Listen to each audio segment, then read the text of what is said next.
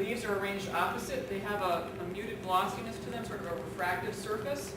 Beautiful flower heads. These are late in the season. Many hydrangeas have small, inconspicuous, fertile flowers with larger, much showier sterile flowers. The sterile flowers are not useless.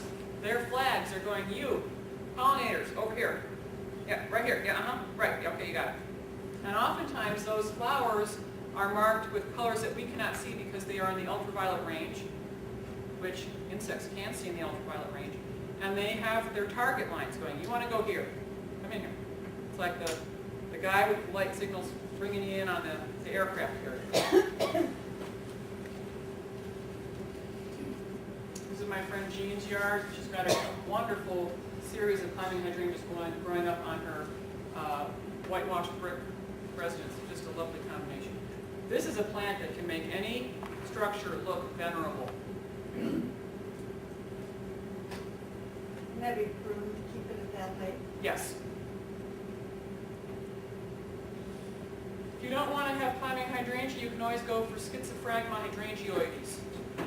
Don't ask me what schizophragma translates to. I'm working on that. It's the crazy hydrangea vine. Actually, I don't know the translation here, but it's the hydrangea-like Schizophragma.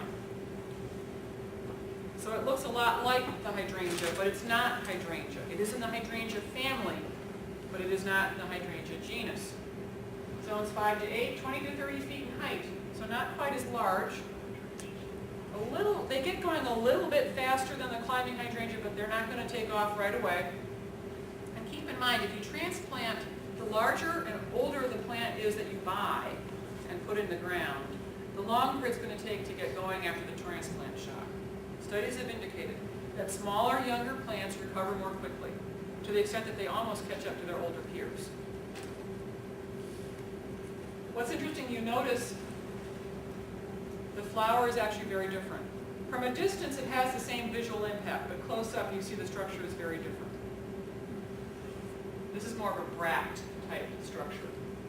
And you also have, the option that's nice with this is you do have a pink type, which is kind of nice. Wisteria.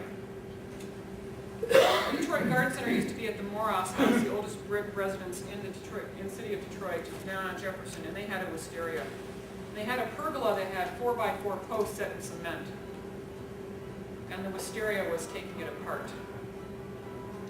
I have my client Jean, her husband is not a gardener, but he does have certain things that he works on in the garden that are very important to him. They have this lovely antique iron arbor that comes down and has two little benches, one on either side. He has wisteria growing on this, 2 wisteria. And when first time I went over to that yard 4 years ago, I said, you do realize that eventually the wisteria will take this apart. It's going to destroy this.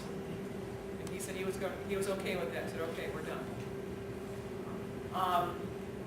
We have, they're native to East Asia and Central and South America. We have native plants to the U.S., not native here. They can't grow here. The Asian varieties are really big. That big. See that? You see that? You see that? That's wisteria up there. It started down here. Okay? So you get an idea of the scale of this plant, what it can do. It always blooms on laterals.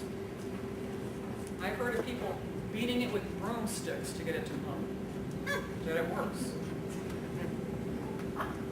But it's a big plant. The sinensis, see this is grown as a standard. You see the support here to keep it up.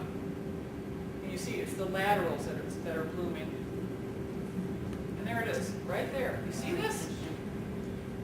This was on a street that I used to work at a solo practitioner attorney's office, and I would park my car and walk in so I'd get a few extra steps, you know. Plus I was trying to delay my arrival. And I saw this one day. It was like, oh my God, it's huge. It's a huge plant. Is that Michigan? Yeah, that's Grosse Pointe Park. Nottingham. I've seen it down south. It's the 1000 block of Nottingham near St. Paul. I can show you right where it is. This is at stone cottage gardens. And it's taking this structure down. It's pushing it over.